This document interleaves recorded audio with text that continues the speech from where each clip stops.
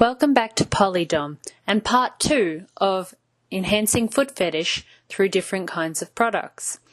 Today we will be looking at the edible kinds of products that you can use to enhance foot fetish. So let's go. Now we move on to the potentially edible section. Now, even though these products are completely non-toxic for you to be able to ingest, and some of them are even ingredients that you would use in food, if you're going to play, it's just ones that will allow you to be able to kiss and lick and suck on the feet without having any potential risk to yourself on ingestion. Still, be cautious. Do not try and ingest mass amounts of any of these products to play with feet. You can easily just use a little bit of each to be able to make that work for you. So let's explore the edible range. Unsurprisingly, seeing as so many things are oil-based to create slip, your standard cooking oils can actually be a really nice ingredient to be able to use for that. Things such as grapeseed oil, olive oil are really good at being able to provide really natural slip. They're very good for your skin. They're completely non-toxic for those sorts of things, and it's perfectly fine for you to use.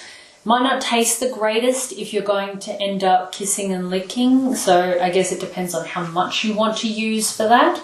But generally, it should be perfectly okay for you to use. It feels great for massage.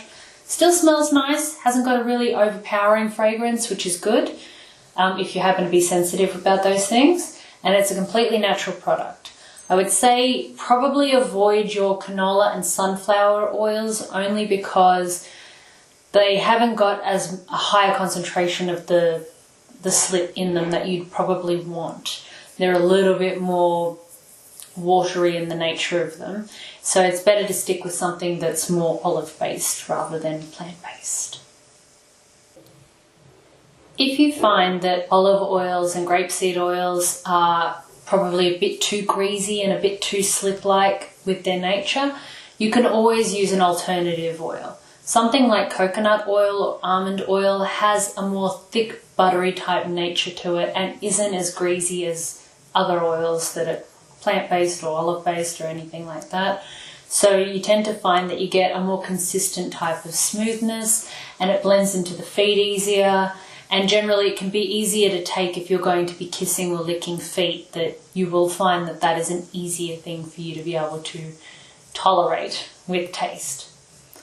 So maybe coconut oil or almond oil will be the ones that you would want to use. Outside of the oil range, there are other products that you can use, such as warm herbal tea. I know it sounds a little bit out of the ordinary, but warm herbal tea is something that we're naturally good at being able to drink. You can use black tea if you want, but herbal teas seem to be a bit gentler for what you're going to use, and they've got nice fragrances to them that fit a little bit more outside of just drinking tea that you would want to probably use for these things. Herbal teas that have a very flowery scent tend to be really good to use, and if you've got warm herbal tea, make sure it's not hot. If you've got warm herbal tea, a lot of the times what you can do is end up putting it in your mouth, and then you can always suck on the feet from there if you don't want to drizzle it directly on the feet. This gives an incredibly nice sensation feel to it, and it's a really, really kind of romantic thing to be able to do when you're doing foot fetish, that you indulge in those sorts of things, and a great use of tea. My last recommendation on edible ingredients to use with foot fetish would be body chocolate and whipped cream. Now, this is probably not surprising to anyone that's ever played with food on their partner or anybody that they were playing with, but there are some things that you can do about that people aren't very familiar with. When you're using whipped cream, use a light whipped cream or a diet whipped cream. You tend to find these products are less sticky and hold their shape a lot longer than what a full cream whipped cream does.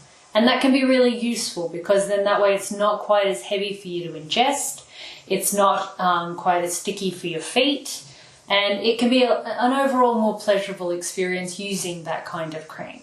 With body chocolate, try and avoid any body chocolate that will tend to harden really quickly. Make sure that it is warm, not hot when you are putting or applying it to the feet.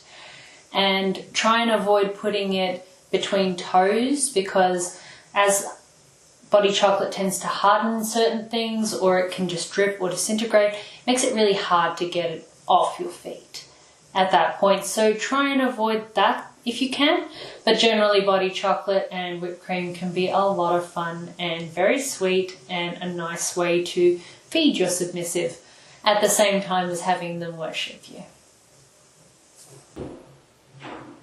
Now, I've gone through my particular selections for the non-edible and the edible range, but of course, most food products, if you find that you have a passion for it or an urge to use it, are generally perfectly fine. I would just say avoid anything that is either freezing cold or scalding hot on anybody's skin because of the obvious, but also make sure that it's things that aren't going to be too sticky, too messy, too difficult to be able to maneuver with the feet. And of course, do not use any products that is not recommended to be putting on the skin, or especially if it recommends you not to ingest it or have it near your face. So be careful with each other and have a lot of fun, and I hope that these suggestions for you help you get to explore foot fetish in a whole new way. Thank you so much for watching Polydom. I'll see you in the next video. Don't forget to like and subscribe and leave me comments below. Bye! So tasty.